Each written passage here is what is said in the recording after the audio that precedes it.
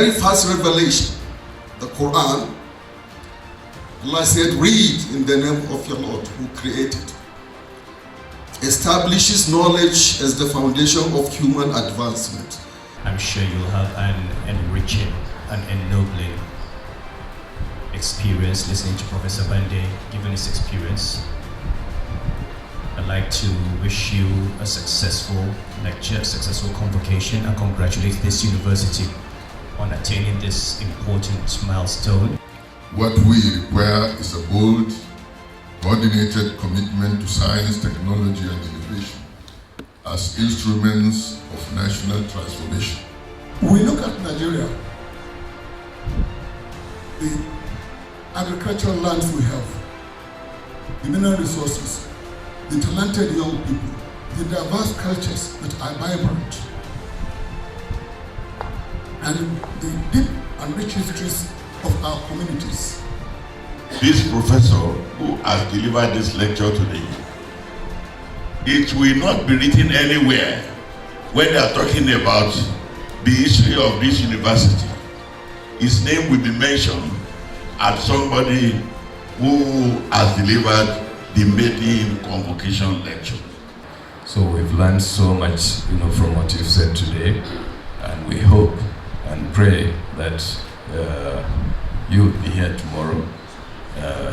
Equally, His Highness the Emir of Kano, he too said he would join us at the convocation ceremony, and we hope that parents will continue to be proud of their children, that they will be graduating tomorrow, and also others that will follow next year.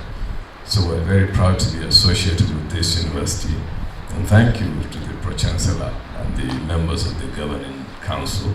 Please allow me the pleasure to call on the Director Academic Planning to deliver the thanksful message. On behalf of the university, I rise with deep gratitude to thank everyone who has contributed to the success of today's historic first convocation lecture of Capital City University, Kano.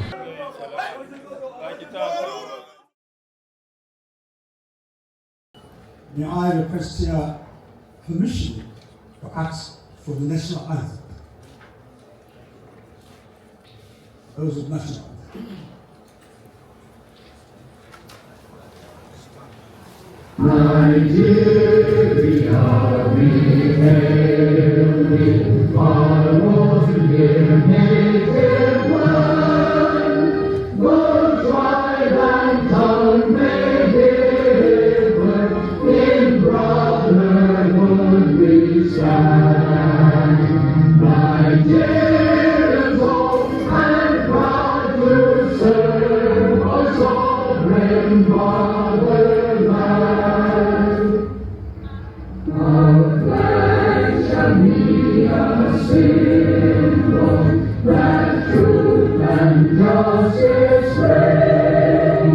In peace or battle honored, and this we contest gain. Through high unto our children, on banner we abstain.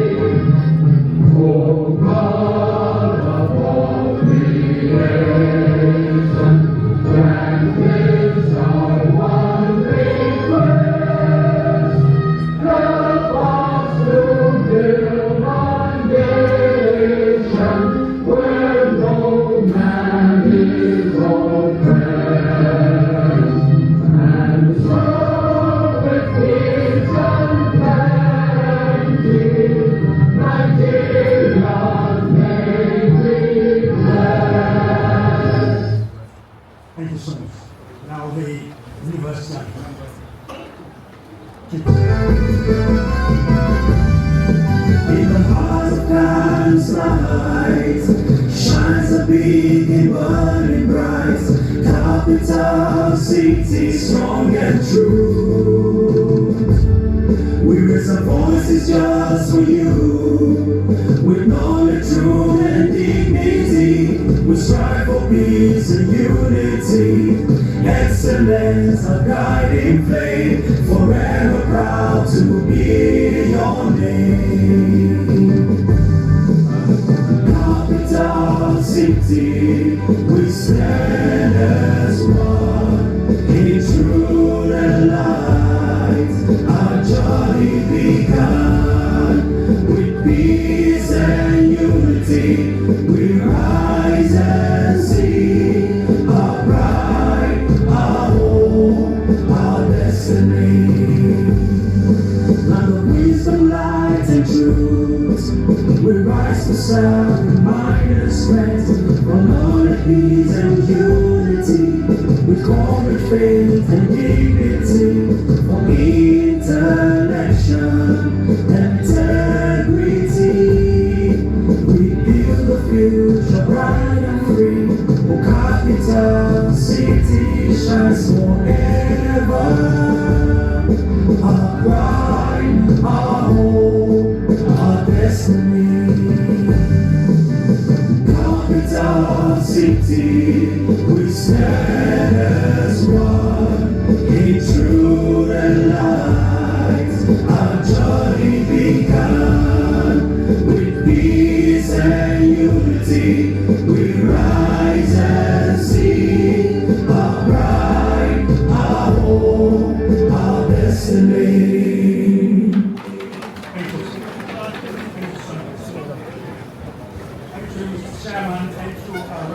Thank you for this noble institution, for its vision, its leadership, its lecturers and its students.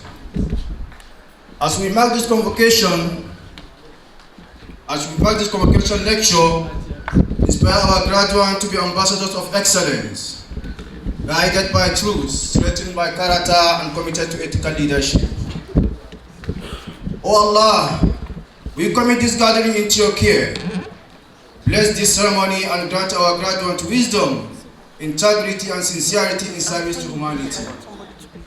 We ask you, Allah, to use them as instruments of positive change, justice in the society, and sustainable development of our nation and the world at large. Amin ya rabbal alamin. Rabbana atina fid dunya hasana wa fil akhirati hasanatan wa qina azaban nar. Rabbana la tuzigh qulubana ba'da idh hadaytana wa hab lana min ladunka rahmatan innaka antal wahhab.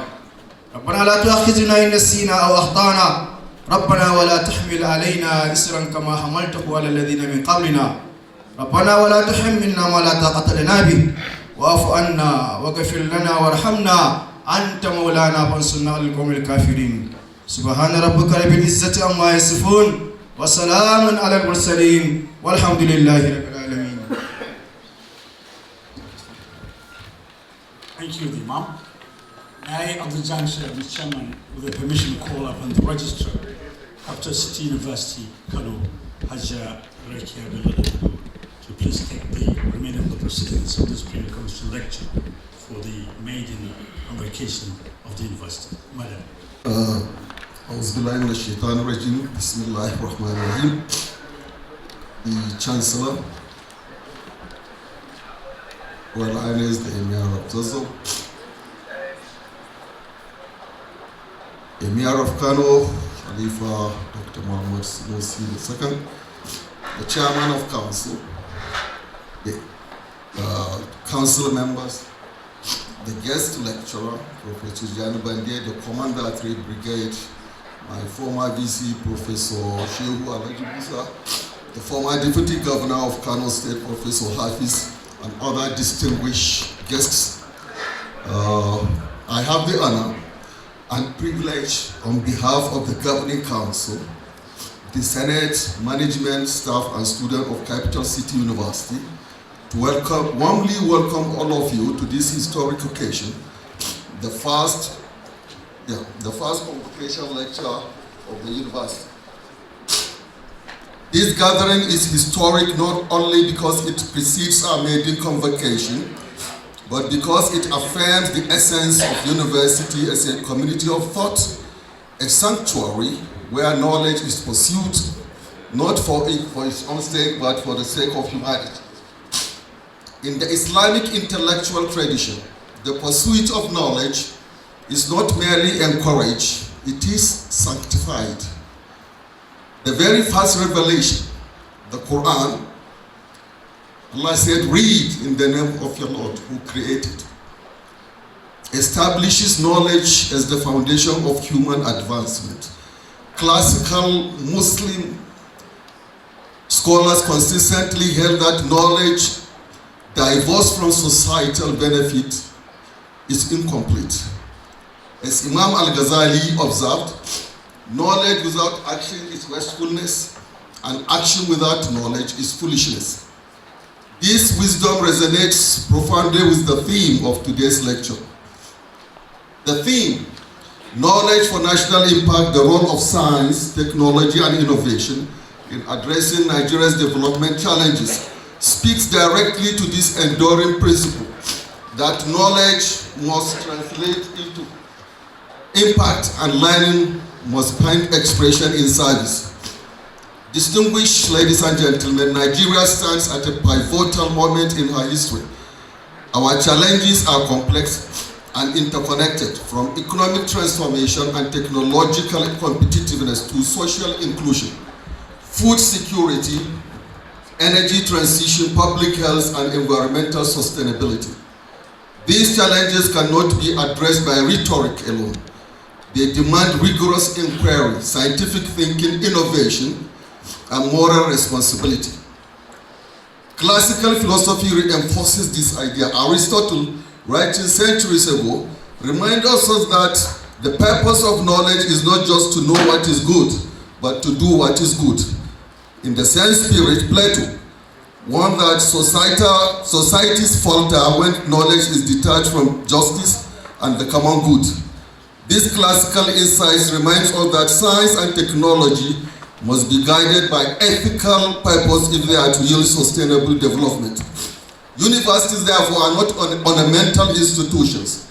They are engines of national renewal.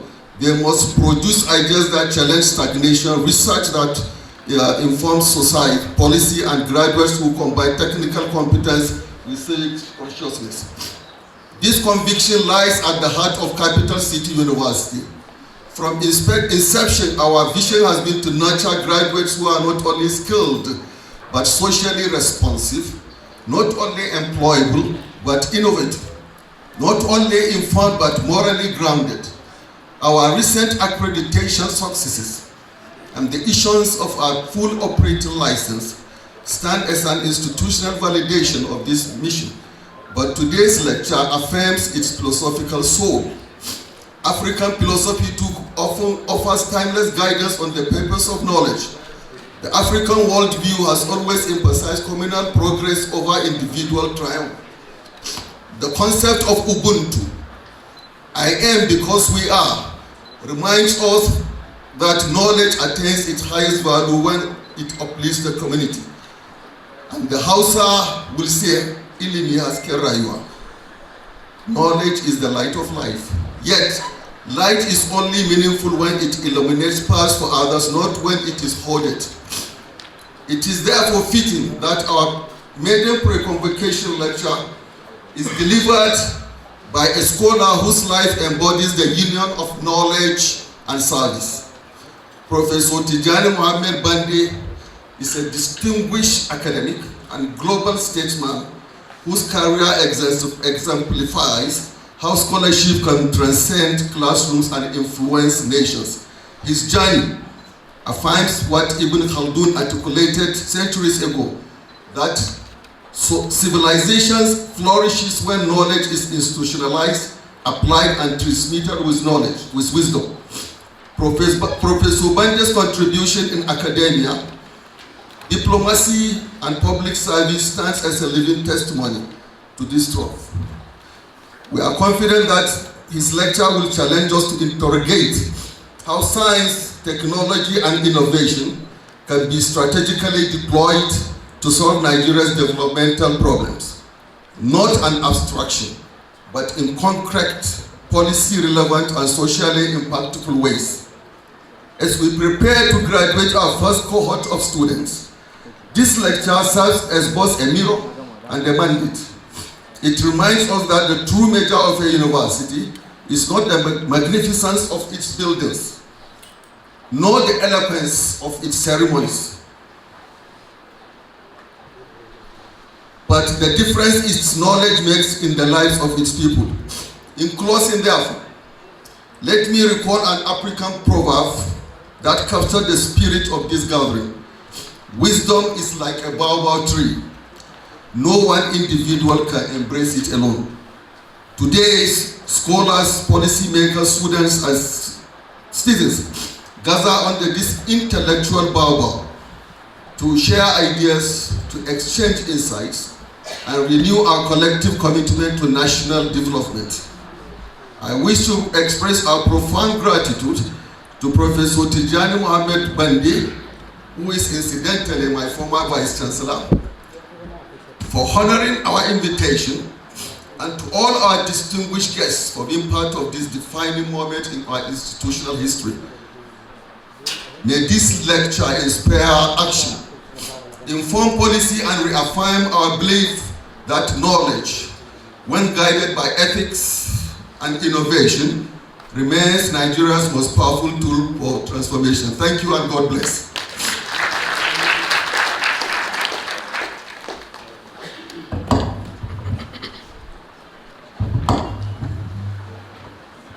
I have the honor to invite the Pro-Chancellor to deliver his address. Thank you.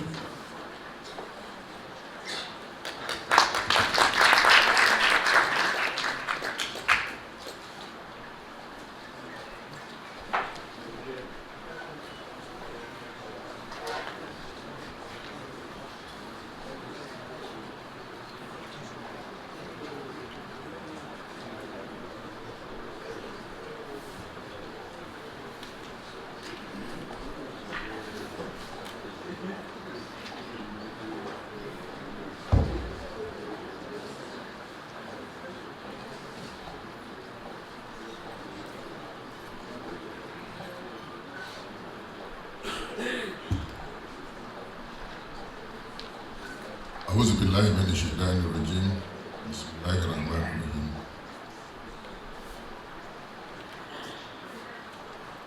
Your Royal Highness Khalifa Dr. Muhammad Shamsuddin II, Emir of Kano, Your Royal Highness Ambassador Ahmadu, who is also Chancellor of this university,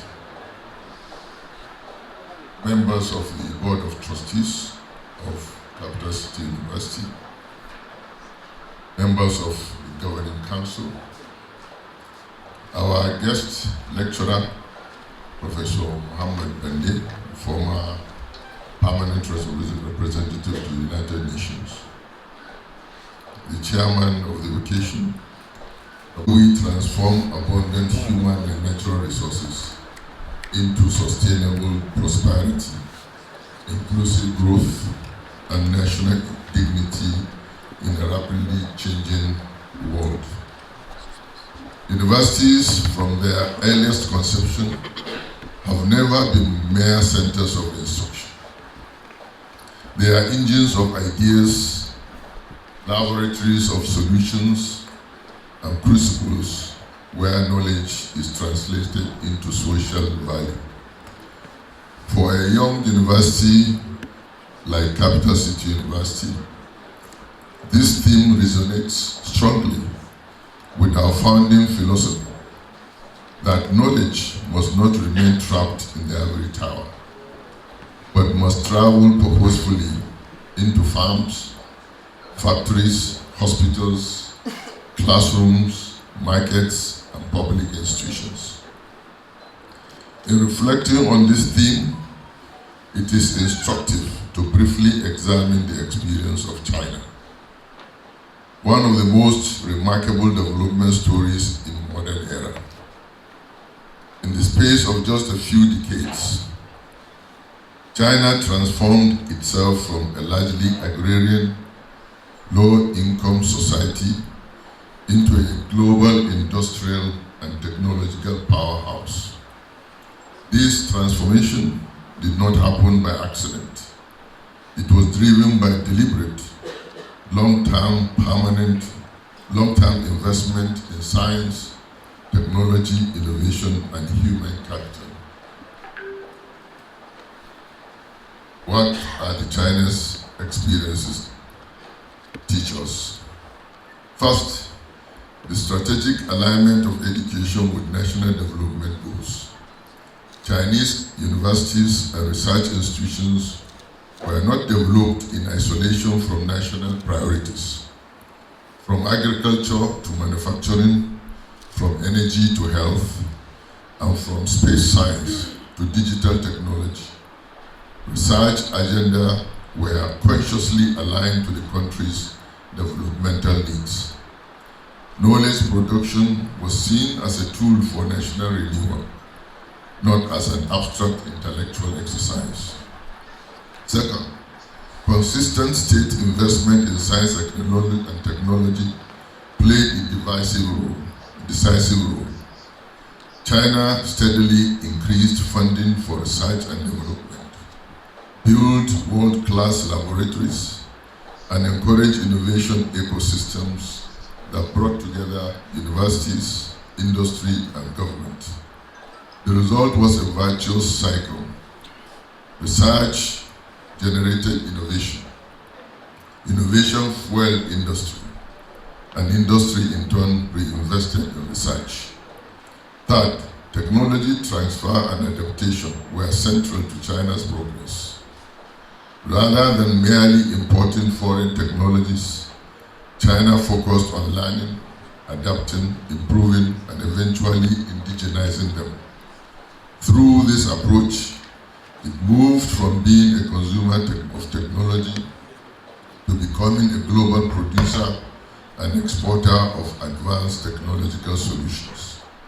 Fourth, human capital development was treated as a national asset. China invested massively in training scientists, engineers, technicians, and innovators. Students were sent abroad to acquire cutting-edge knowledge and encouraged to return home to contribute to national development. Talent was nurtured, rewarded, and strategically deployed. Distinguished ladies and gentlemen, Your Highnesses, the relevance of these lessons to Nigeria is clear. Our country faces daunting challenges: energy deficits, food insecurity, youth unemployment, health system constraints, infrastructure gaps, and environmental pressures. Yet, Nigeria also possesses immense advantage of youthful population, entrepreneurial energy, abundant resources, and a vibrant intellectual community. What we require is a bold, coordinated commitment to science, technology, and innovation as instruments of national transformation. We must strengthen our universities as centers of problem-solving research. We must encourage partnerships between academia, industry, and government. We must invest in digital technologies, renewable energy, agricultural innovation, and health sciences, not as luxuries, but as necessities for survival and progress in the 21st century. Capital City University is determined to play its part in this national endeavor. As a new institution, we have the advantage of vision without the burden of inertia. We are committed to nurturing graduates who are not only knowledgeable, but also innovative, ethical, and solution-oriented graduates who see Nigeria's challenges as opportunities for creativity and service. Today's pre-convocation lecture is therefore not merely an academic ritual. It is a call to action. It challenges policymakers, scholars, students, and citizens alike to rethink the relationship between knowledge and national destiny. It urges us to learn from global experiences, such as that of China, while crafting solutions that are authentically Nigerian in context and aspiration. In closing, I wish to express our deep appreciation to our distinguished guest lecturer for accepting to share his insights with us on this important theme, and to all our guests for honoring this occasion with your presence. May the ideas generated here today inspire policies, innovations, and partnerships that will contribute meaningfully to Nigeria's development. I thank you all, and I wish us a most fruitful and intellectually rewarding lecture. Thank you for your attention. Before I sit down, I want to bring to your attention that His Royal Highness, the Emir of Kano, will be departing here earlier before we finish because of prior engagement. Thank you very much.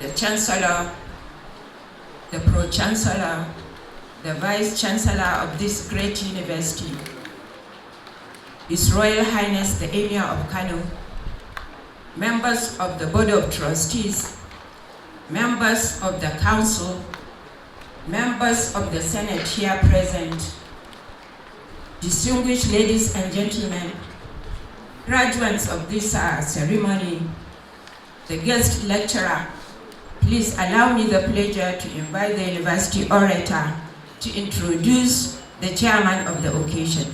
Thank you, sir.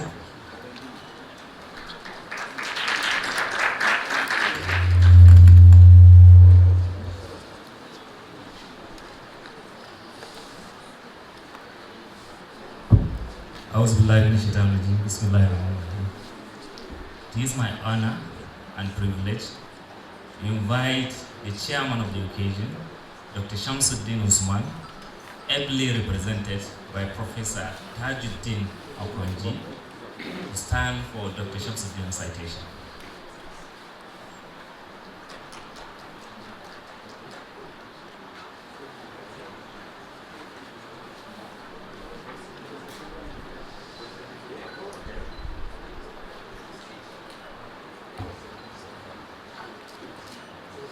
Distinguished Chancellor, sir, Pro-Chancellor, Your Excellencies, Your Highnesses, distinguished ladies and gentlemen, I have the honor of presenting to you a Nigerian, you may stand please, sir, Professor Akonji.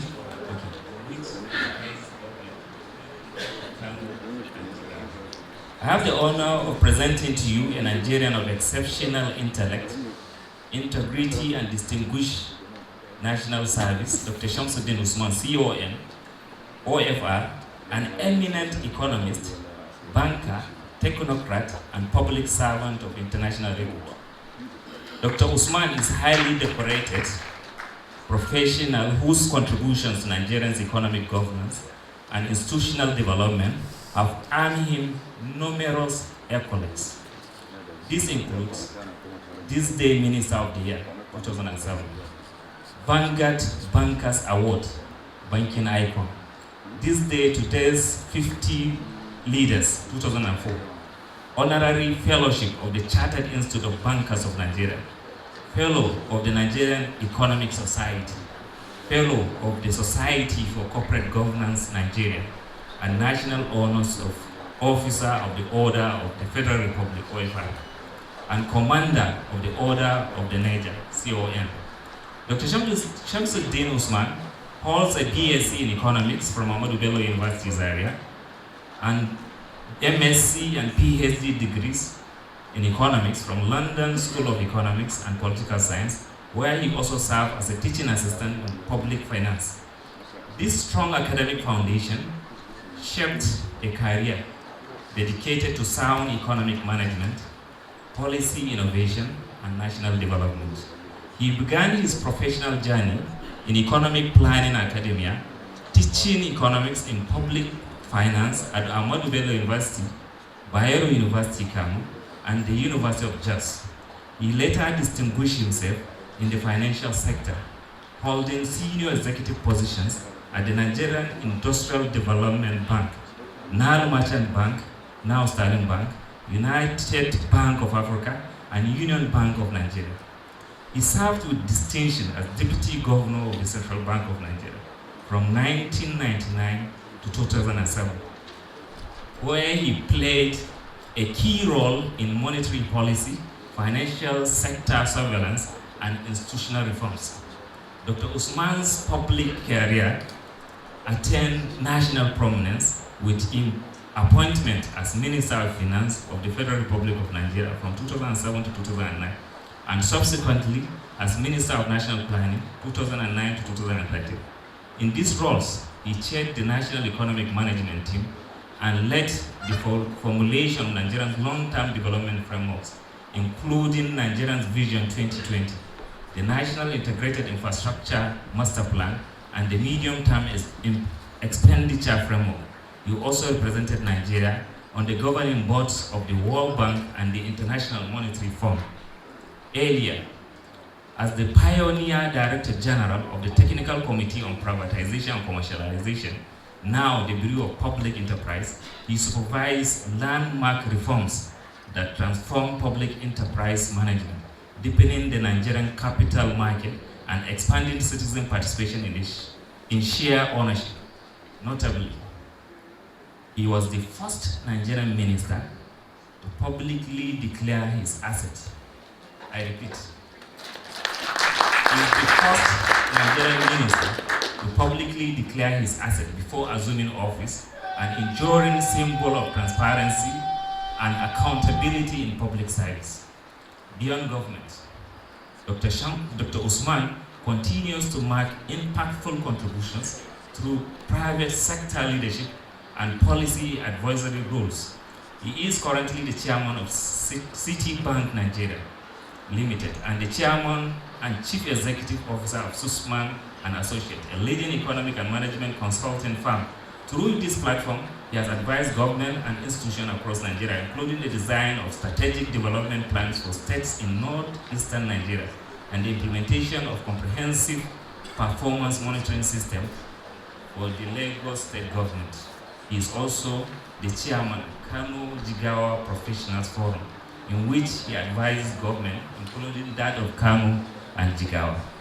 Distinguished ladies and gentlemen, Dr. Shamsuddin Usman exemplifies intellectual depth, principled leadership, and unwavering commitment to national progress.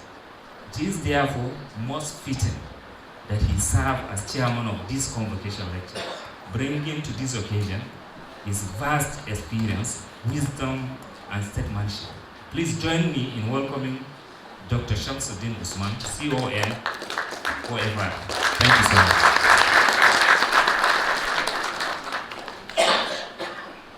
Thank you, the Universal the speech of Professor Tijani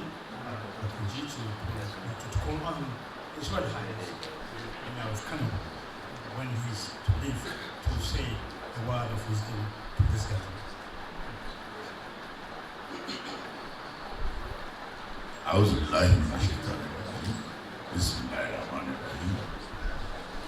Standing on already established protocols, recognizing the Royal Highnesses who are here, recognizing the chairman of the Governing Council of this university, and the Vice Chancellor, and also members of the council that are here.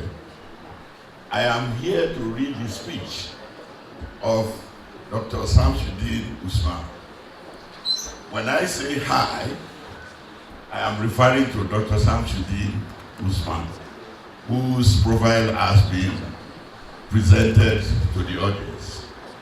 And so, the relationship that we have is that as an academic, I'm also an academic. So I'm very happy to be called upon to read this speech, which was written by Dr. Shamsuddin Usman. And this is the chairman's remark on the inaugural convocation lecture of Capital City University, Kano, today, Friday, January 23, 2026. Distinguished guests, proud parents, visionary founders, dedicated faculty, and above all, the pioneer graduates of this university. I am greatly honored to be invited to chair this historic event on this historic date. Today we are not just holding a ceremony, we are launching a legacy, the very first convocation lecture of Capital City University, Kano.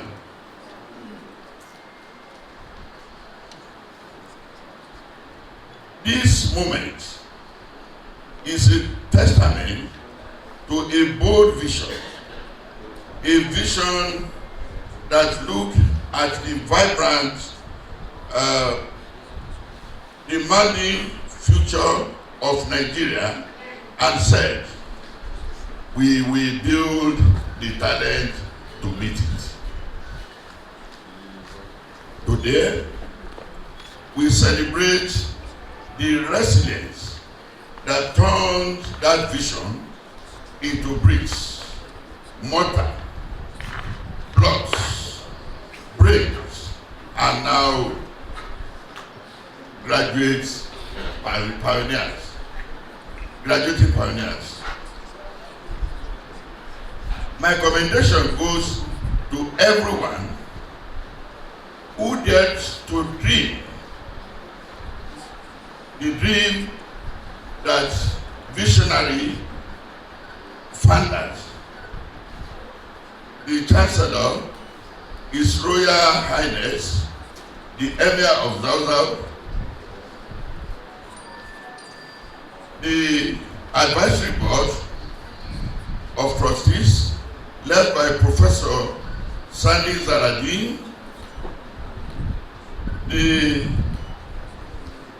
Steadfast Governing Council, led by Lieutenant General Abraham Bello-Dambasal, the relentless management under Professor Daraja, the Vice Chancellor, the staff, and the supportive families that have been supporting the university.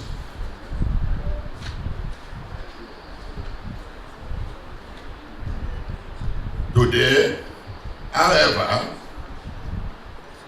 the spotlight rightly shines on you, the graduating students of this university, that are living, breathing, achieving, proud of this university's promise, the promise to build the future. Putting that in broader perspective, we note that Kano is not short of universities. The private education sector here is growth. Sorry, I'm really struggling to.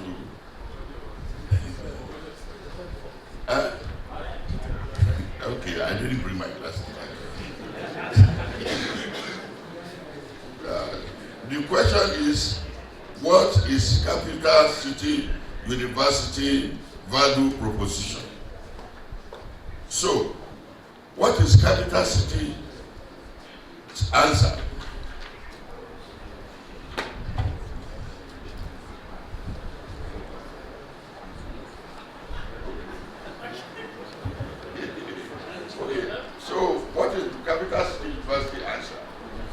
the benefit of discussing the issue with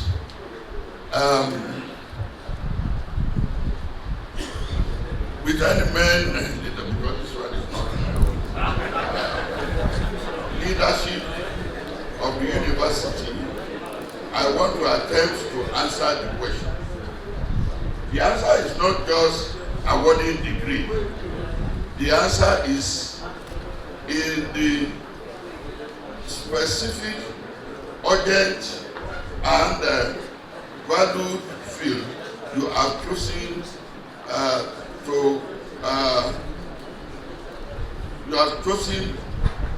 to concave from.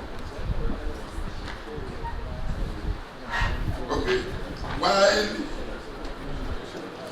others talk broadly of the building specialities, I think I will just talk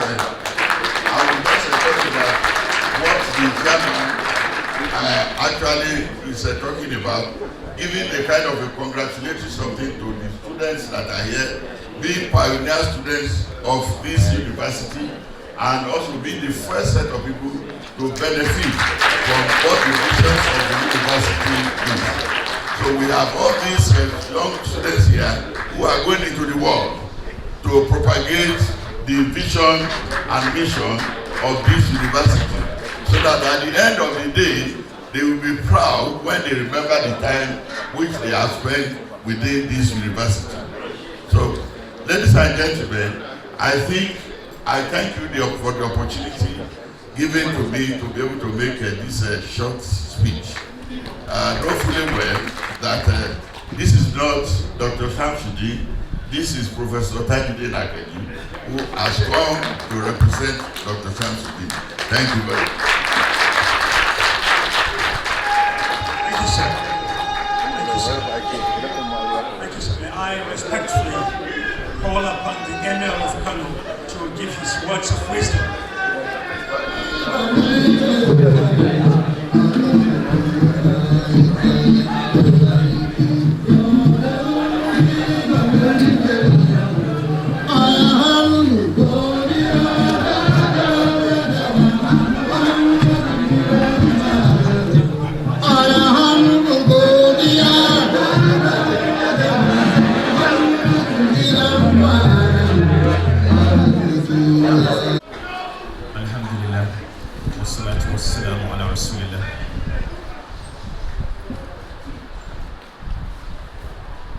Your Highness, the Emir of Zazzau,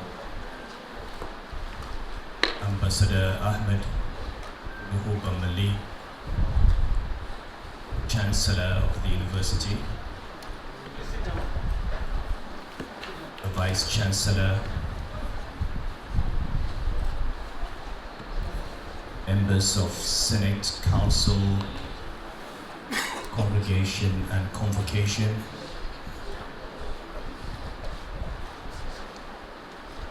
the guest lecturer, Ambassador Bande, you're welcome to Kano. The last time I saw him was in New York, representing this country brilliantly at the United Nations. Time is fast spent, it's Friday, I'm not on the agenda. I've been asked to make a few remarks on my way out. I suppose all that I should say is I regret that I'll miss the lecture because of Friday commitments. I hope I'll get a copy. I'm sure you'll have an enriching and ennobling experience listening to Professor Bande, given his experience. I'd like to wish you a successful lecture, a successful convocation, and congratulate this university on attaining this important milestone. I look forward to meeting you tomorrow, inshallah. سبحانك اللهم وبحمدك أشهد أن لا إله إلا أنت أستغفرك وأتوب إليك. Muhammad, I have the privilege and honor to invite Professor Tijani Muhammad-Bande to stand for his citation, please.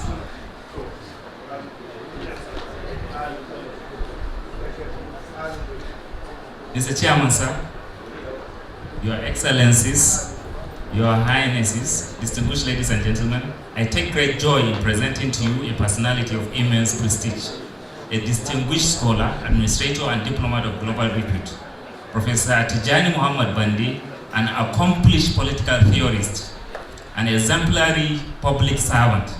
His career spans university administration, public policy leadership, and high-level international diplomacy.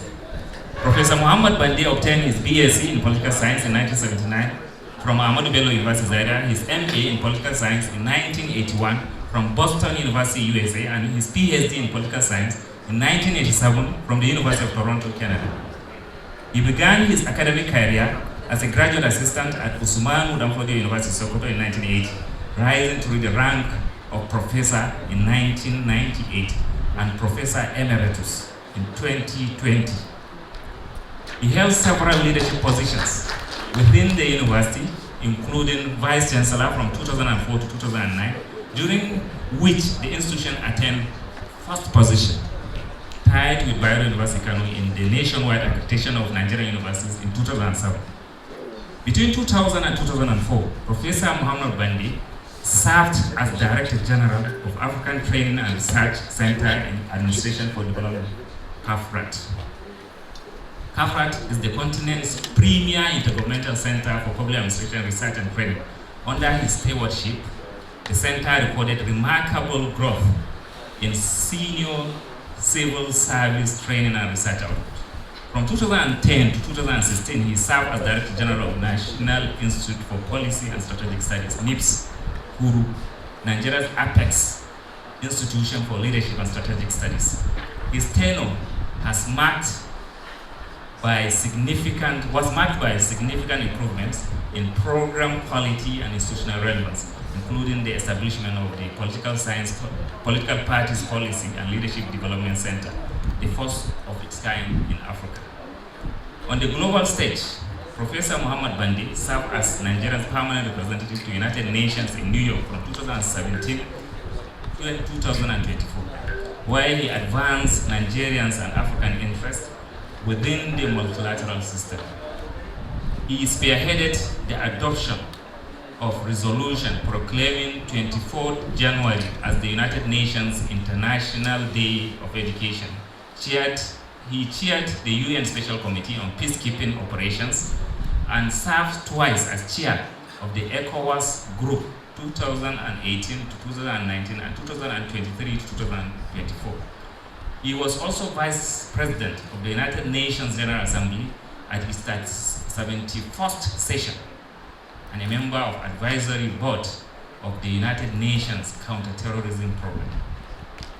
2019, Professor Muhammad-Bande attained the rare distinction of being elected President of the United Nations General Assembly at its 74th session, 2019 to 2020. In this historic role, he worked closely with the Secretary General and member states to ensure the effective functioning of the General Assembly during the unprecedented challenges of the COVID-19 pandemic.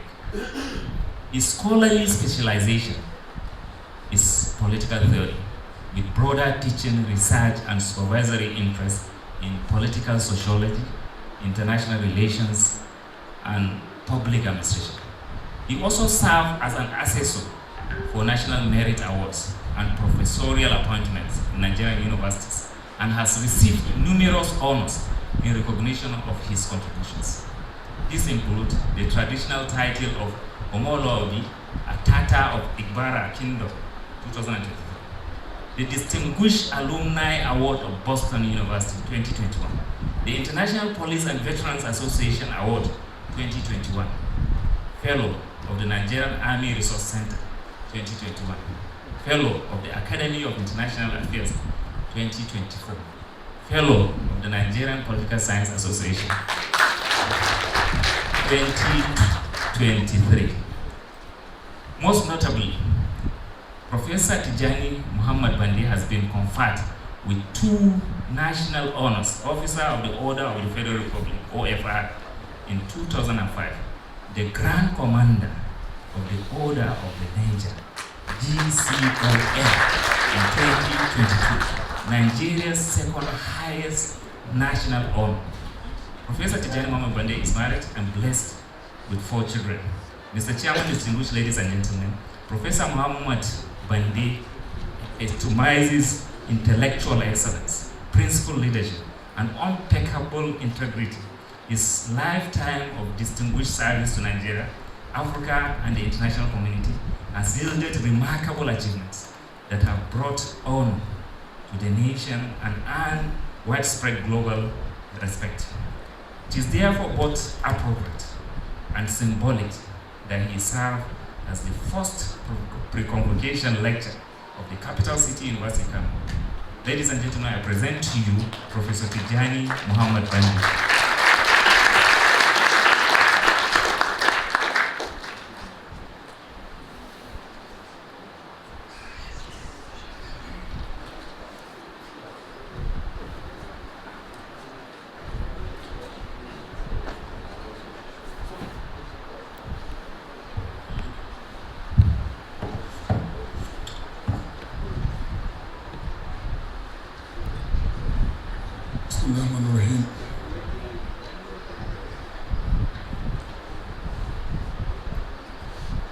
Let me,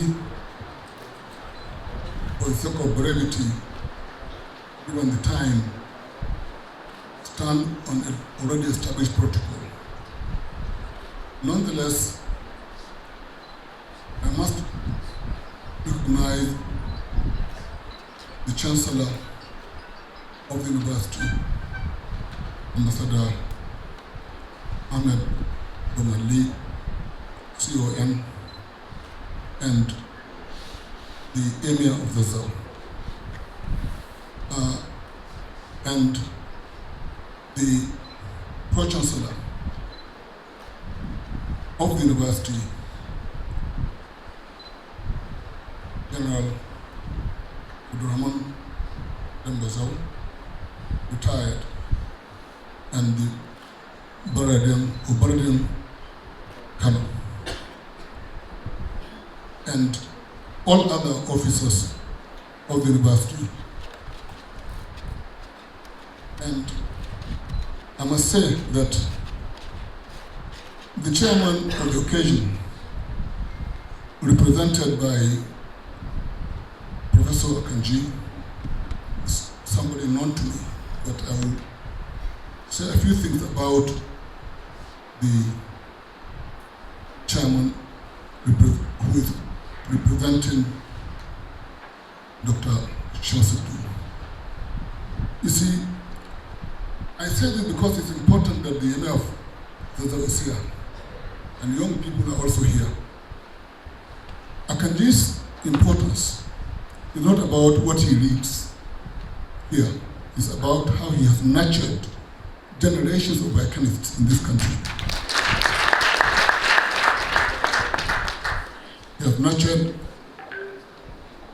giants like Professor Abubakar Kawaji, Bilbis, and Professor Arabu Shehu, among many others. I mean, just pick any one of them, from Kawaji to Bilbis to this Shehu. You know what they have done for Nigeria, and the partnership and nurturing that they received from Akanji must be recognized as really important. With the Emir of Kano, with the Emir of Zazzau, with the Emir of Kano has gone, I will not say anything for now since it's a long story.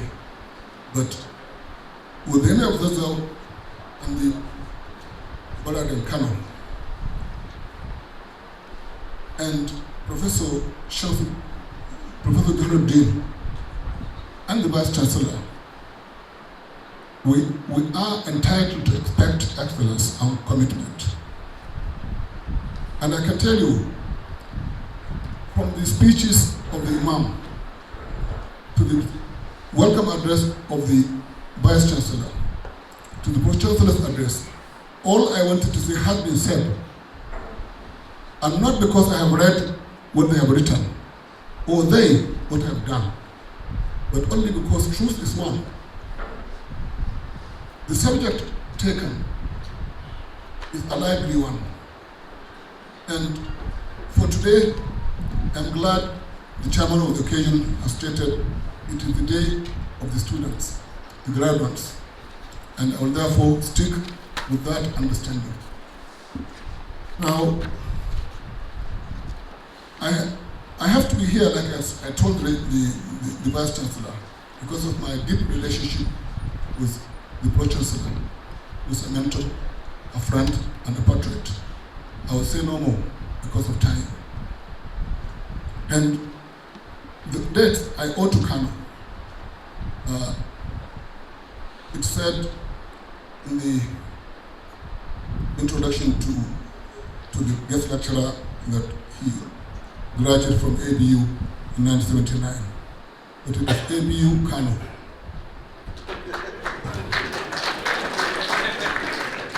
It's important to say so.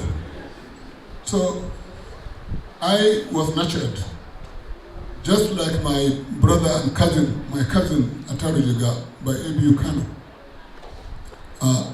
I was the last of the set of ABU Kano, ABC ABU.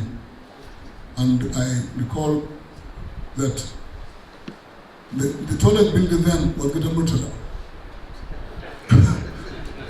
Now you look around to see where the president is there. So it's dropped. So those who say we have not made progress do not know what they are talking about. So let me simply introduce the problem. I think the problem is introduced by the Chancellor, by the Pro Chancellor.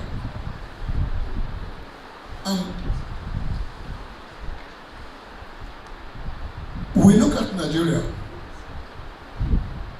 the agricultural lands we have, the mineral resources, the talented young people, the diverse cultures that are vibrant, and the deep and rich histories of our communities, and the achievements of our compatriots around the globe. I don't know where to start. We have everything. Then you look at the problems that have bedeviled us as a nation. Problems of energy, insecurity, poor provision in education and health, and insurgency and banditry. There is no way you can connect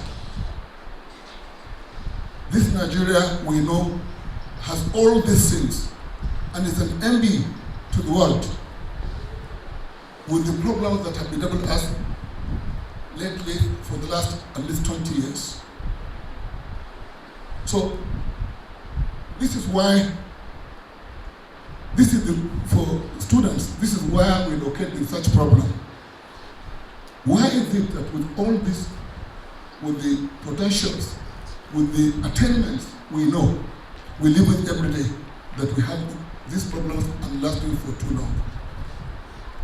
Well, we need to deal with this, and it is the youth, the graduates who have been told today by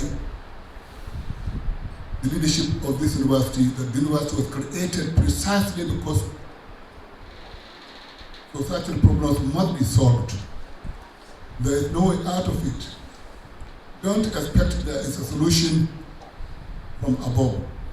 The solution is us. It is difficult. The problems have not started with one administration, because it's very easy to blame one person along party or religious lines. This is totally not correct. These are problems that have been generated over years by a multitude of actors. Their solution requires serious collective effort. And so what has Nigeria done? Nigeria is part of a larger system. There will be no Nigeria if there is no world. You have boundaries only because there are others. You don't have a boundary if you are alone. So Nigeria is a signatory alongside 192 other countries to the Sustainable Development Goals. I say this because all of us have talked about it and we discuss it every day. And with its 17 goals and 169 targets, the overriding idea of the SDGs is to create societies, countries, wherein there is peace and security, development and human rights in a sustainable manner by 2030. This achievement of the United Nations General Assembly of 2015 is a landmark in multilateralism. Nigeria is an important member. We have committed to this idea of leaving no one behind, which is the ethical foundation of the SDGs. Now, goal 4 of those 17 goals is quality education, and it has several elements. I will not go into this. But within these goals, it's very clear that nothing really good happens outside the ambit of education. Whether you talk of education in terms of the more active things, doing things to correct certain things, which brings technology or know-how into it, or nurturing of the mind, or values, or cultural things. All these are elements within education. And education is therefore a central element in the attainment of all good things. Of course, it doesn't mean there is no problematic within education. You can have education that can create a problem, but to solve it, you also need education. So you don't get out of education. And today, the explosion of technology, even as represented by artificial intelligence alone, is testimony enough to the utility to human progress of education or knowledge.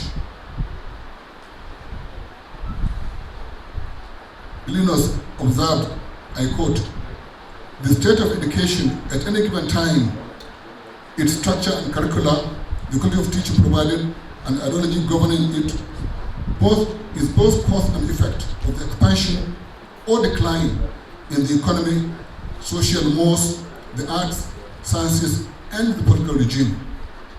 So, all these goals, no poverty, zero hunger, clean water and sanitation, sustainable cities, climate action, all this can happen only because of education. Education is also therefore an enabler. It is the same we deal with. When you look at Nigeria with 220 million people, with the resources it has and the problems it has,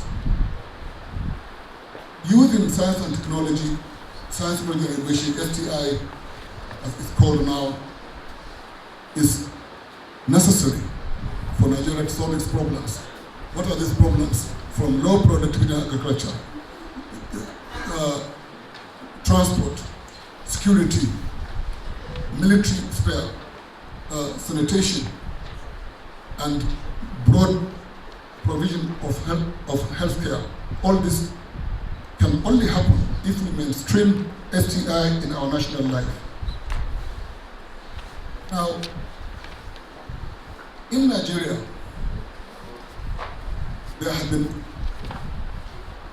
understanding of the importance of science and technology to national life. And there have been a lot of reforms to reposition education, for example,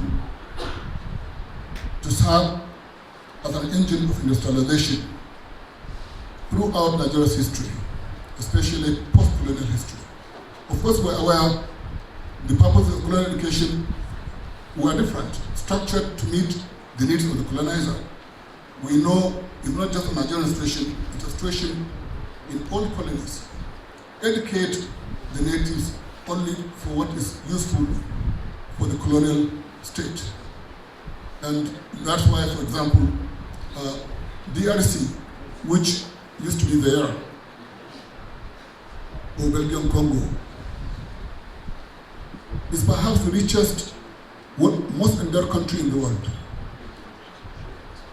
the people may not know it. And at independence, 40% of the males had wage employment, which meant urbanization had grown.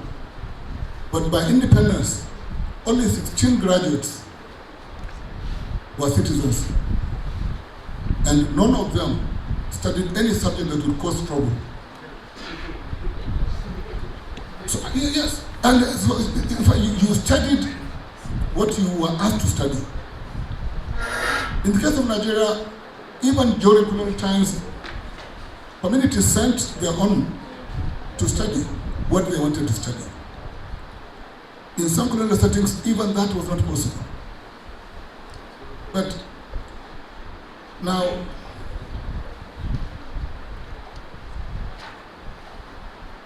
initially at independence, there was a lot of effort to build schools, to create grammar schools, as they used to call them. They are secondary schools with their fancy names. Technical schools were also established. But by and large, by 1977, a lot of efforts have been made to create technical schools, agri schools, medical schools, not necessarily universities, but places where people learned aspects of health sciences. And in Nigeria, there was a national policy on education which is comprehensive. To this day, you read it, you realize a lot of thought had gone into it. Meaning Nigeria understood the importance of education, and technical education in particular.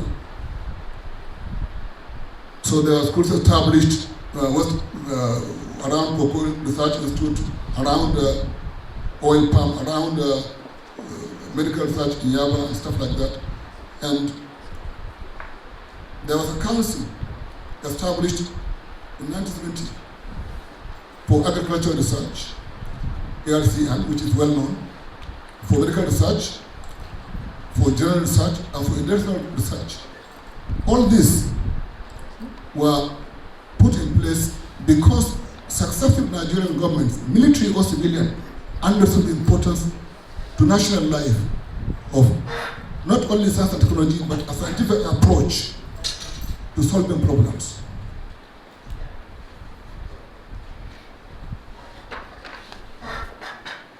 Indeed, one of the agencies established was so important to government that it was chaired by the Chief of Staff from headquarters, Major General Musa Redwa, because government wanted to ensure that there was coordination of research activities.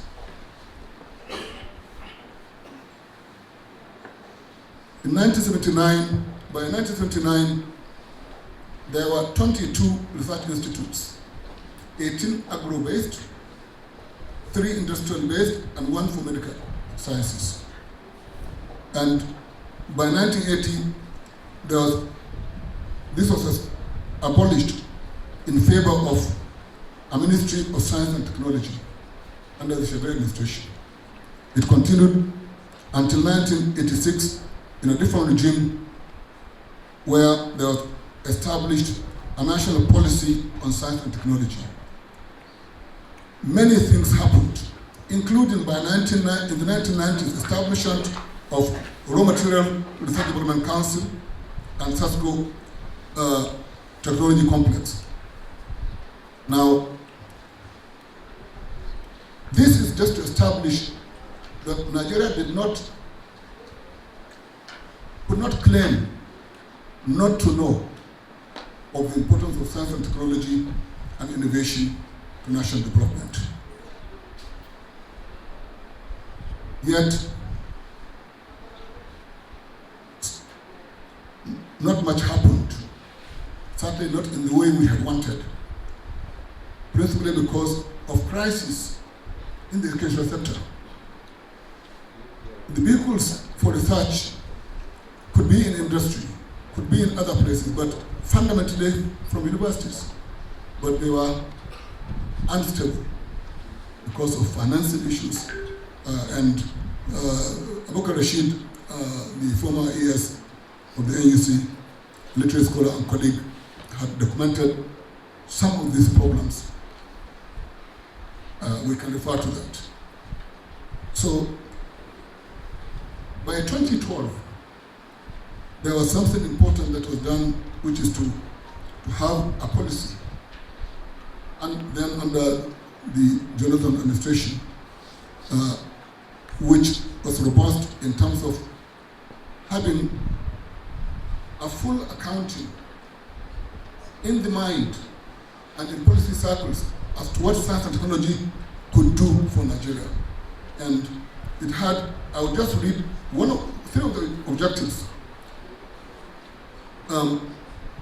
In presenting this to the public, among other things, President Jonathan said the objectives of the policy are: 1, to facilitate the acquisition of knowledge to adapt, utilize, replicate, and diffuse technologies for the growth of SMEs, agricultural development, food security, power generation, and poverty reduction. And objective 2 was support the establishment and strengthening of organizations, institutions, and structures for effective coordination and management of STI activities within a virile national innovation system. Very clear. And the policy had strategic areas up to 18. I will just read them, just to give a sense of this understanding in Nigeria. From agriculture, water resources, biotechnology research, health and research innovation, energy, mines and science and laboratory, wood resources, works, youth and defense and national security, everything. Meaning there is an STI dimension to how we manage land, to how we conserve our other resources, to how we mine, to how we do sports, to how we do defense. Everything is understood. There was a funding arrangement of giving 1% GDP by government to that agency, but also support from other funds, from TED Fund and others. So, nonetheless, and this is section 4, STI and the Nigerian environment. Now,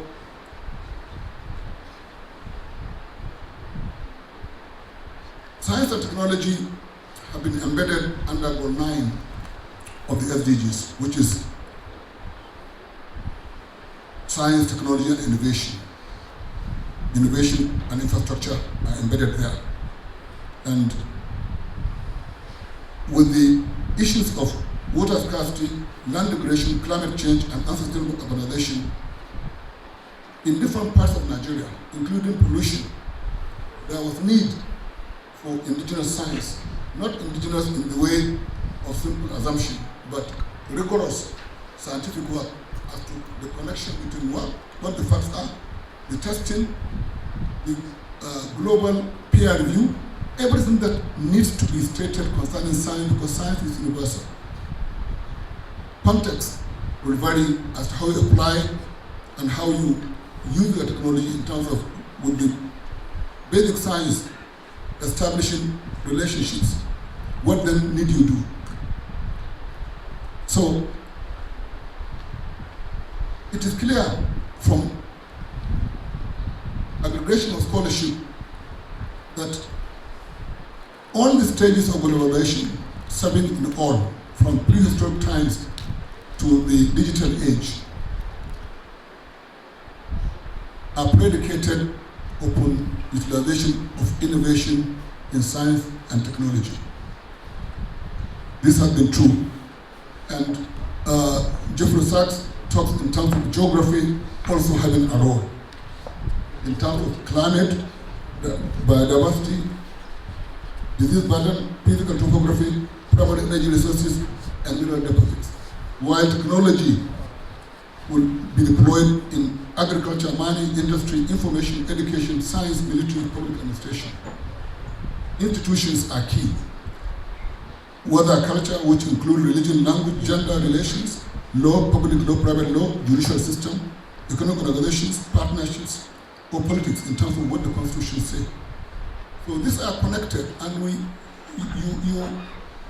you create a system, but if it's not protected under law, you create chaos.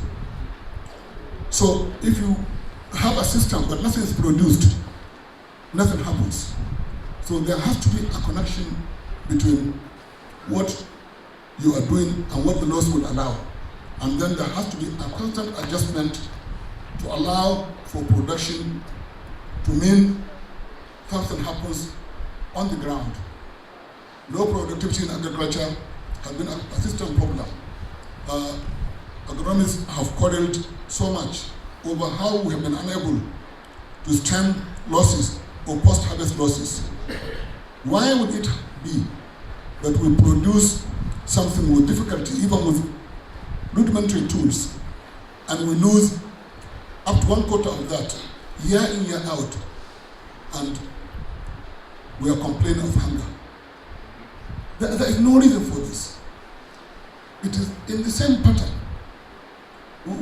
We have everything we need to teach our children at any level. But when we are on strike, 1/4 of the time, a lot is lost. Why can't we stem that kind of tide? It's not that we have no capacity for it. What is it that is preventing us from doing what we know to be right? What, by every document, and I'm very clear, every Nigerian government has tried to do something in terms of the policies, but let implementation come, and then something happens. That something is something we must address.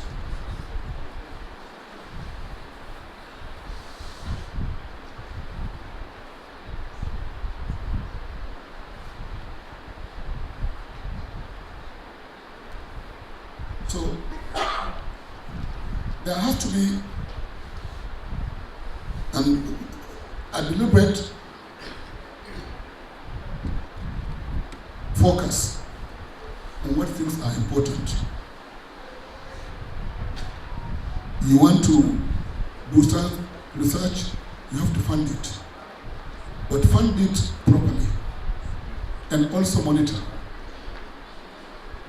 You don't fund today and the following day, because the head of state has changed or the governor has changed, it's no longer important. It's not the governor's money. It's not the president's money. It's money for Nigeria to do things for Nigeria. We have to get out of this. I'm glad Tanko Ahmed is here. We have worried so much in NIMS concerning how you just change policy without real analysis as to why you are changing it, other than simply there's a new person in a particular seat. We can't make progress in this kind of approach. And the Pro-Chancellor's comparison to China is apt. I'm a politician, but I can tell you, every knowledge is comparative. If you can't look at what others are doing, you cannot be competitive. You have to learn what is happening. That's why we talk, the Vice Chancellor talked about the universality of knowledge. This is precisely the point.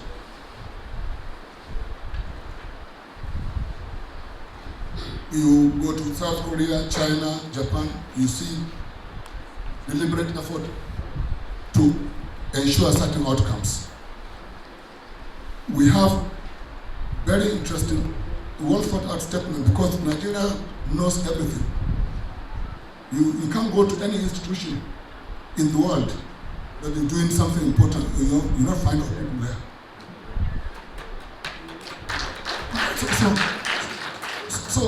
So with this kind of thing, we cannot continue as Nigeria to be distracted.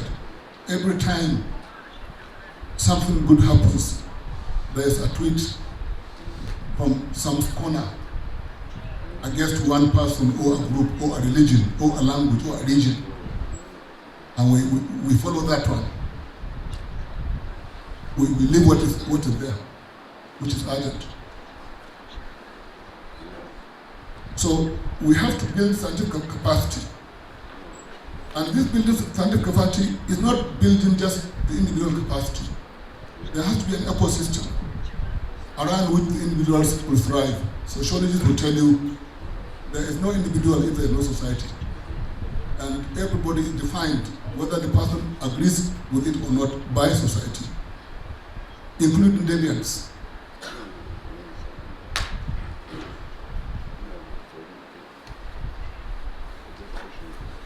So today we are sure of the importance of science and technology because we live it.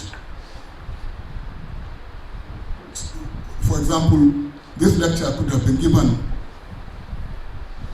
from New York, if I was in New York, because there is technology for it. For example, today you do banking. When the Wakil and I were students, if you go to a bank, you spend the entire day there. Now you don't have to go to the bank to do banking, principally because things have been made easier by the application of science and the transformation of that science into a technique that will solve things. In medical health, it's the same. Without modern diagnostic tools, we go back 2 centuries, and every day we experience it. So we know, in terms of elections,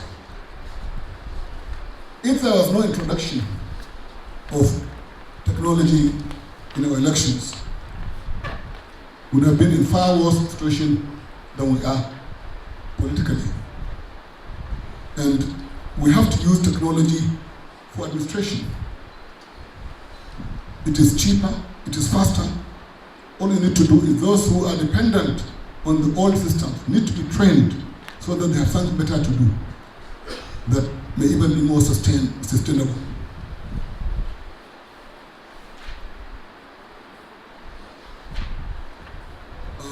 Whether you are talking of entertainment, everything, science and technology is implicated, and Nigeria has to play its role. It's not just enough to claim you are the giant of the continent. It's very easy to make that claim, but be a giant in leading scientific work on the continent and beyond. Nigeria has supported extremely important causes for the continent. It should continue to do so using science and technology. And unless it embraces the coordination needed and the funding required, and the space in terms of the laws to allow for things to continue regardless of regime change, we'll have continuous problems of low attainment when everybody knows we know better than anybody that we are better than this. So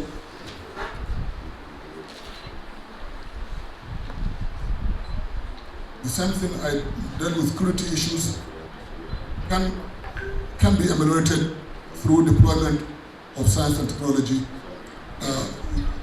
whether we are dealing with drones for defense, for intelligence, or we are dealing with transition in energy. Again, for students, if we are able to find anyone, any group that works to make it not any longer the case that we are battling with energy, because without energy there is no competitive industrialization. We cannot sell anything competitively around the world. And the figures concerning our energy usage are not flattering for a country, our importance in the global political economy. And major work needs to be done in this area. Now, we do so also conscious of the necessity for inclusion.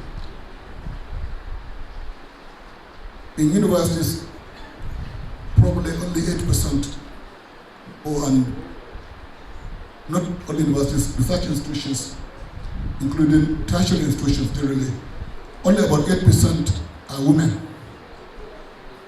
And this is unhealthy because you therefore are utilizing less than you actually can because you have found ways to exclude others. So this also has to change. Perspectives vary, and in varying perspectives, knowledge is generated in social sciences, but also in the other sciences.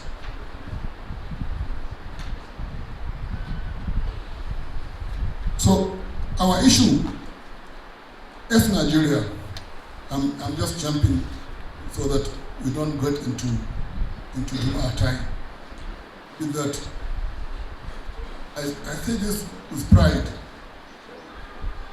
Nigeria has understood the importance of science and technology to its development challenges, many that I have listed, some that have been listed also earlier by previous speakers. But we have to have predictable funding streams and monitoring to ensure connections to our national priorities. You don't simply do things because you want to do them. Justify what priority area you are addressing. So coordination is key, especially because there are many bodies that fund, and at times there is no coordination as to what is being done or who is doing what and what the impact is. Beyond it is the issue of what happens if researchers have promised. How do we translate certain research findings into things with promise on the ground, in the markets? This is important. Nowhere today is science and discovery undertaken only by government. In fact, it's not practical. As you and we are aware, for example, that when you want to do science policy, you don't call governments, you call companies, those who actually are doing the thing. Government should just regulate to ensure ethical questions are not ignored. But government in settings like Nigeria's must risk certain researches because they can create problems for researchers if no support is given where there is failure. And in all serious researches, the expectations of failure are also there.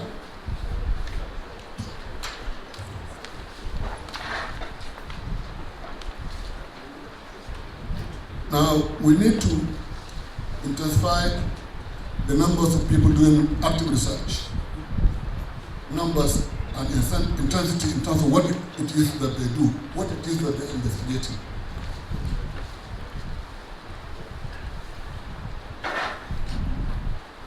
Obviously, for Nigeria, a lot of innovation takes place in informal settings.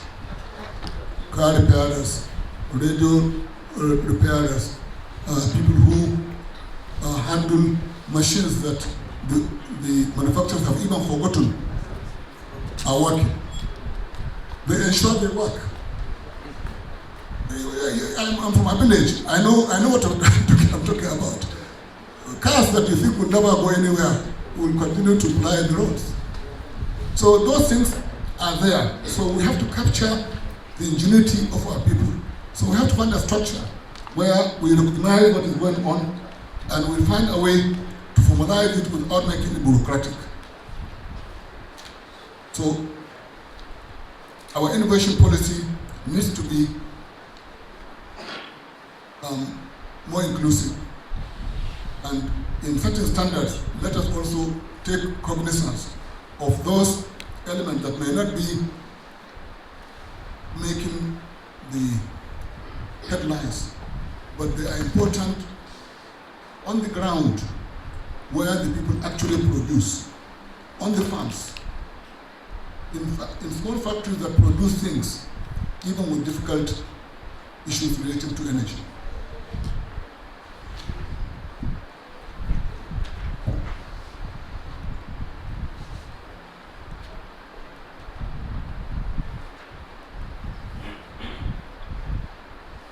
ways to ensure not only the practical, but also in terms of connection to what the industry needs, which will require, in some cases, curricular review.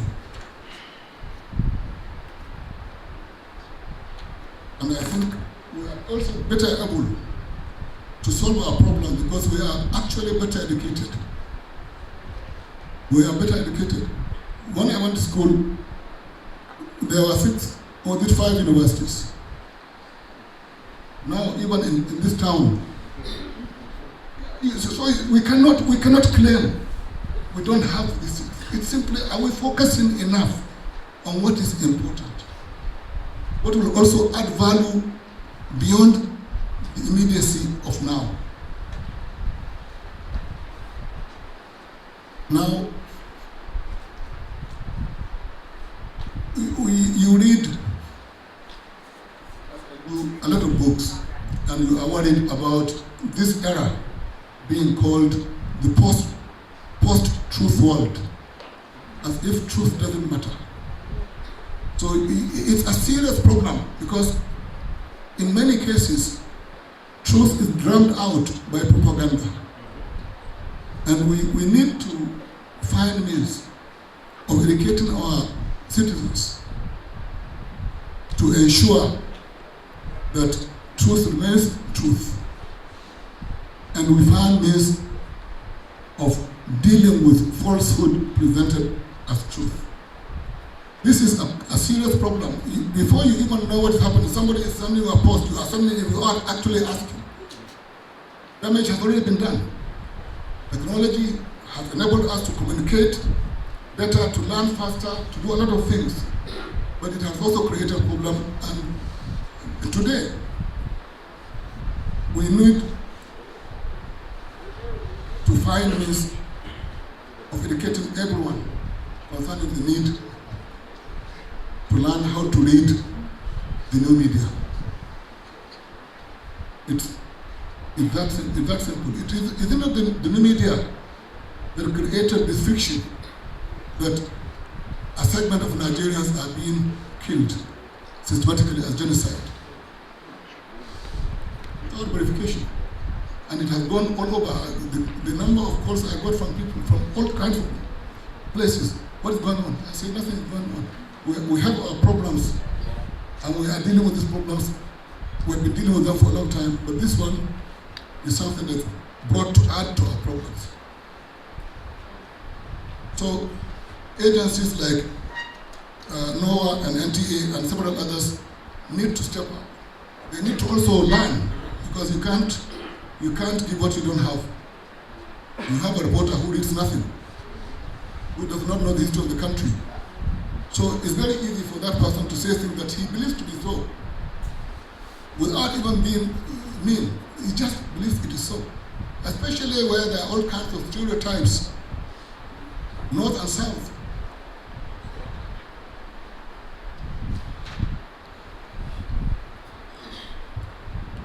And this is particularly for students who are just starting their life as in the world of work. Then to be extremely careful to stick with what is right for Nigeria. Not to be distracted, to think that Nigeria is somehow disappearing and they don't have to do anything. No, they came to this institution and others like it because Nigeria will always have problems. Nigeria will always be important on the continent. This one I can tell you, forget what people will tell you that we are not important. It's not, general, you know. People will come to you concerning in the years because you can't solve Africa's problems ignoring Nigeria. You can't. Whatever people say, you cannot. So let us know that we are important not only in our own right, but because we protect the African continent. And don't think that it's so to serve a world that Africans don't need to be protected by themselves. No. So students need to understand this, to be patriotic about the country without being simply dogmatic. Everything is right because in Nigeria. No, that's not what we are saying. Investigate. If something is wrong, What can you do to solve it? Don't simply jump to conclusions. And have faith in the country, because the country has faith in you. Because if it has no faith in the young, why would we create universities? If we do not believe that there is a future, why do we train the young? Only because we believe it is possible to do things right. And it's only what they do after they leave that tells us we are right. That tells us what the registrar has said the chancellor should give the degree on the basis of character and learning. The registrar has confirmed it and the chancellor has affirmed it. So let us see that in practice, in the way they look after Nigeria and the continent and choose for universal peace. Let me conclude by saying that if you have a copy of this lecture, it's actually being reworked because there are a few errors inside. Not the same argument is there, and I'll get it ready in 2 days, but it's still readable. But to say that, for me, I'm happiest among a group, any group, that can truthfully say this is our problem. Genuinely, even if I believe this to be wrong, but there's a platform to engage. And to then say, okay, what then do we do? But it's very easy to simply sit and say nothing will work. And before you know it, they will tell you there's Nigerian factor. I say, I don't know what it is. I don't know. You excel in what you do, there is nobody who will stop you. I'm not saying there's no inequality, I've said there's inequality. But people think they are saying something, Nigerian factor. I say, I don't know, tell me. But please, let us take our country seriously, admit its problems, and not simply politicize everything. This will not be correct in the traditions that the Vice Chancellor in welcoming us reminded us about. Knowledge is not for the individual who has it. Knowledge is for society. You don't have knowledge for yourself. What does it mean? It has no meaning. Kadaki is here. What you tell students in education is always knowledge for service. So you have knowledge. It has no meaning if it's simply you know it. So what? How does it translate in terms of interaction, in terms of creating what is of value, in terms of reducing conflict?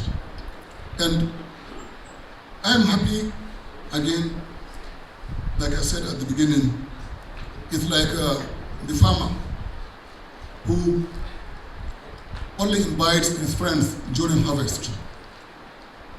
I've been invited to this university only during harvest. I thank the authorities while I pray alongside the parents and those who have stood by the students that they be good, patriotic, truthful citizens who will do better than we have done. Thank you very much, ladies and gentlemen.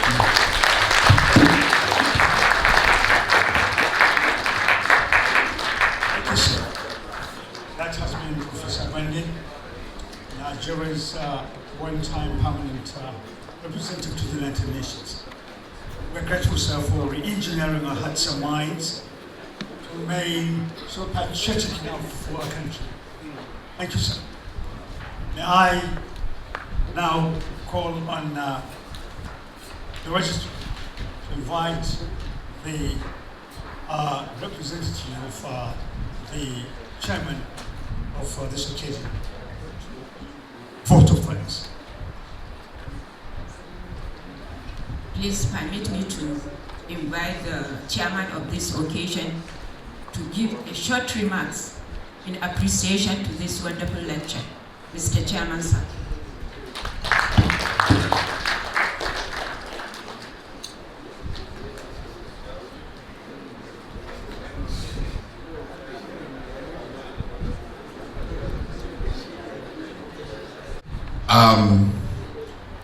Thank you, Professor, this is something that we call food for thought.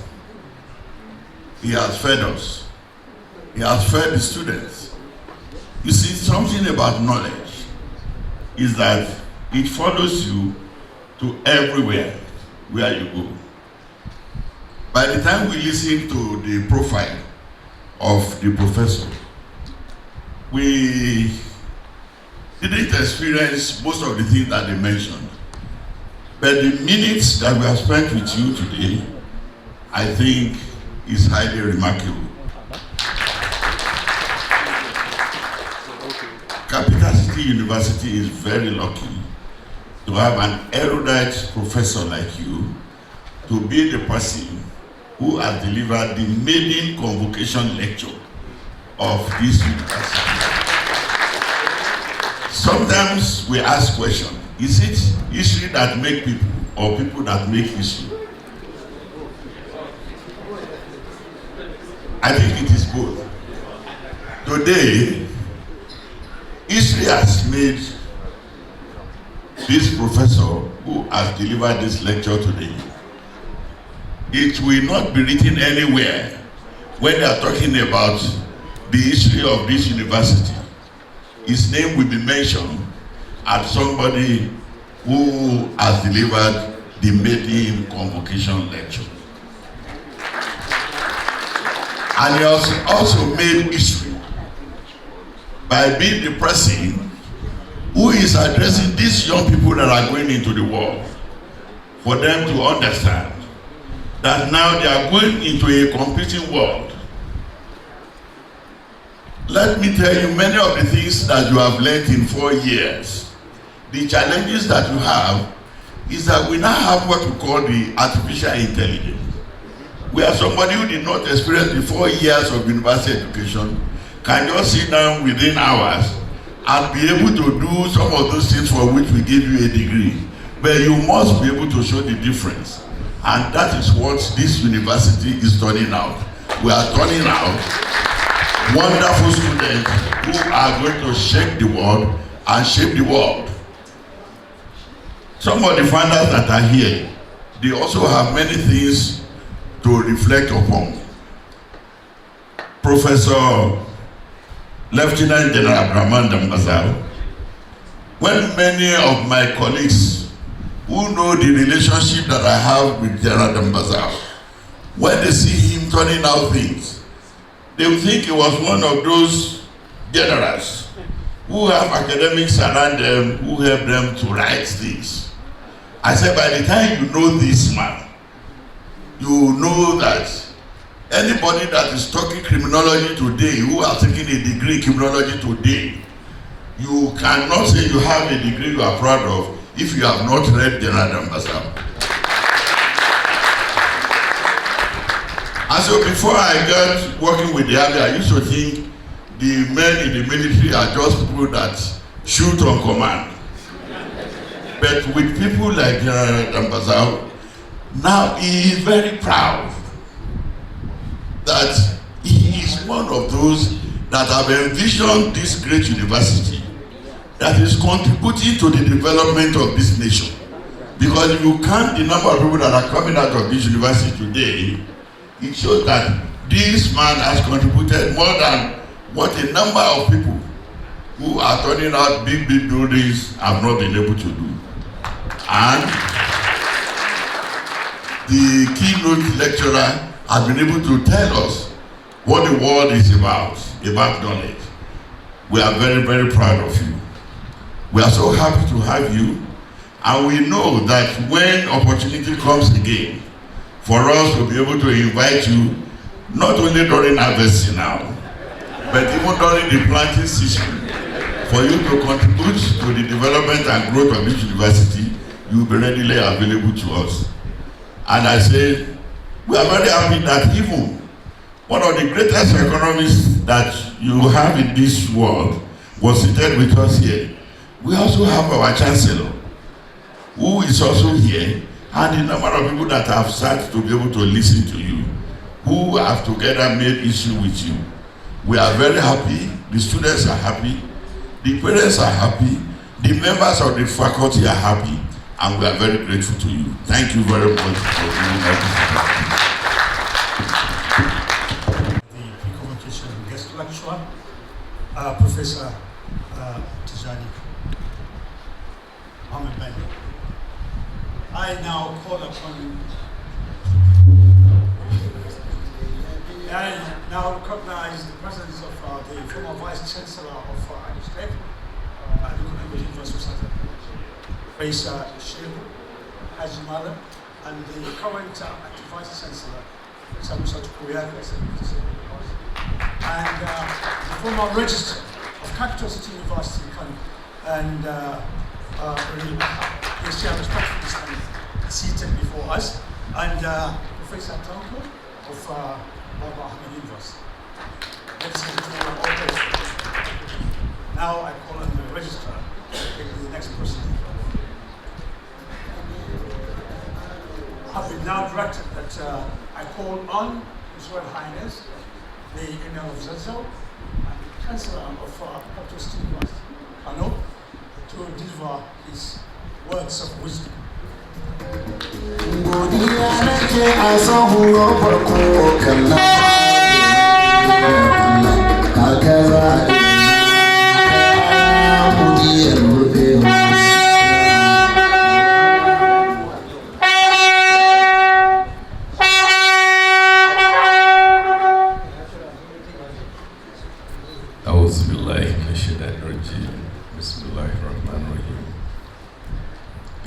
Your Excellency, the former permanent representative to the United Nations, Professor Bande, my colleague, we were appointed the same day as ambassadors. We went to the UN and I went to Thailand. We were most welcome. The Pro-Chancellor and members of the Governing Council, representative of the Chairman, the Vice Chancellor, eminent personalities, this hall, parents and students, ladies and gentlemen, Assalamu alaikum. Well, I had no plan of saying anything here today until tomorrow, but I was requested by the Vice Chancellor to say a word or two. The only thing I can say is a big thank you, to both representative of Dr. Shamsuddin Usman, who is unavoidably absent and also ably represented by the professor here, and also, Professor Bande, who spoke eloquently, captured almost everything. The short presentation he made, he spoke to the paper he had written, which I believe, after the correction he mentioned, will be shared, for people to learn, a lot from his wealth of experience. And it is said that the illiterate of the 21st century is he who is not ready to learn, relearn, and unlearn. So we've learned so much, from what you've said today, and we hope and pray that you will be here tomorrow. Equally, His Highness the Emir of Kano, he too said he would join us at the convocation ceremony, and we hope that parents will continue to be proud of their children, that they will be graduating tomorrow, and also others that will follow next year. So we're very proud to be associated with this university, and thank you to the Pro-Chancellor and the members of the Governing Council, for inviting eminent Nigerians who have contributed in many ways, to speak at this event. So thank you, everybody that's here. Today is Friday. We have a very limited time, to go for prayers. But we hope, that God will spare our lives and good health, to be here again tomorrow morning. So thank you so very much.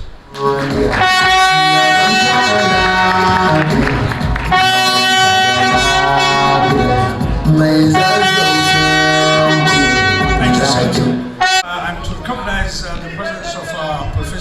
Mora. Professor Mora was the former registrar of the Pharmaceutical Council of Nigeria, and he's here with us. I also recognize Al-Haj Zakari. Al-Haj Zakari Asada is one of the Nigerians who has been able to come to this special event. And I now call on the registrar to now handle the next proceeding of the event. Please allow me the pleasure to call on the Director Academic Planning to deliver the thanksful message. Director, please. A'udhu billahi minash shaitanir rajim. Bismillahir rahmanir rahim. The chairman of this occasion, Dr. Shamsuddin Usman, CON, our Chancellor, the Emir of Zazzau, Your Highness Ambassador Ahmad Nuhu Bamali, CFR, Your Highness the Emir of Kano, Khalifa Muhammad Sunusi II, CON, PhD, our distinguished Convocation lecturer, Ambassador Professor Tijani Muhammad-Bande, GCON, our Pro-Chancellor and Chairman of Council, Lieutenant General Ambassador Abdurrahman Bello Dambazo, retired, the Vice Chancellor of our university, Professor Yusuf Bala Daraja, PhD, members of the Governing Council of the university, members of the Senate of the university, friends of the university, distinguished guests, ladies and gentlemen. On behalf of the university, I rise with deep gratitude to thank everyone who has contributed to the success of today's historic first convocation lecture of Capital City University, Kano. First and foremost, we thank the Almighty Allah subhanahu wa ta'ala for granting us the grace and good health to witness this important milestone in the life of our young and promising university. We sincerely appreciate our Chancellor for his fatherly guidance and support, which continue to strengthen the vision and growth of this university. We are deeply grateful to His Highness, the Emir of Kano, for honoring this occasion with his royal presence, which has added dignity and national significance to this event. Our profound appreciation goes to the chairman of this occasion, Dr. Shamsuddin Usman, ably represented by Professor Tajuddin Akanji, for his support for lending prestige to this convocation lecture. We thank our distinguished convocation lecturer for insightful and thought-provoking lecture that has enriched our graduates and the academic community. Our gratitude also extends to the Pro-Chancellor, the Vice-Chancellor, members of Council, Senate, and members of the management, staff and students, all the committees whose dedication made this event a success. To our graduates, we congratulate you and we urge you to be worthy ambassadors of Capital City University. Once again, thank you all for your presence and support. May Allah subhanahu wa ta'ala continue to bless and guide Capital City University to greater heights. Thank you very much. Thank you, Director. I'm asked also to recognize Malan Yakut and Nazi Sadiq and Al-Haj Garba Musa. Students, ladies and gentlemen, Mr. Chairman, sir, we have come to the conclusion of this so important event, and it's historic enough for the pre-convocation lecture, the first time of CCUK. And I'm now calling on the Imam of the university to still come forward and offer words of praise for more blessings. Now.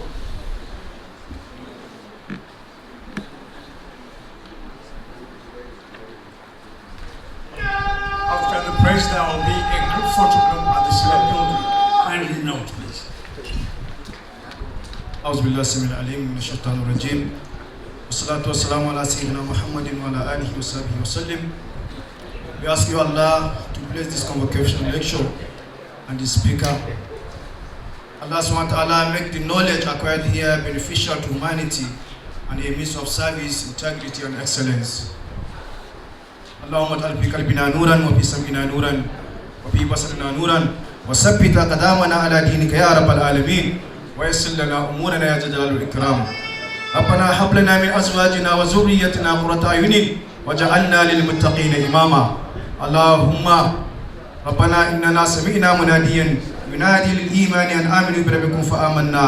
ربنا فاغفر لنا ذنوبنا وكفر عنا سيئاتنا وتوفنا مع الأبرار. ربنا اغفر لنا ولإخواننا الذين سبقونا بالإيمان ولا تجعل في قلوبنا غلا للذين آمنوا ربنا إنك رؤوف رحيم. وسبحانك اللهم وبحمدك نشهد أن لا إله إلا أنت نستغفرك ونتوب إليك. سبحان ربك رب العزة عما يصفون وسلام على المرسلين والحمد لله رب العالمين. Imam, and the next will be University Anthem. Our journey began with peace and unity. We rise and see our pride, our hope, our destiny. Land of wisdom, light and truth. We rise to serve with mind and strength. For love and peace and unity. With courage, faith and dignity. For intellection and integrity. We build a future bright and free. For capital city shines forever. Our pride, our hope, our destiny. Capital city, we stand as one in truth and light. Our journey began with peace and unity. We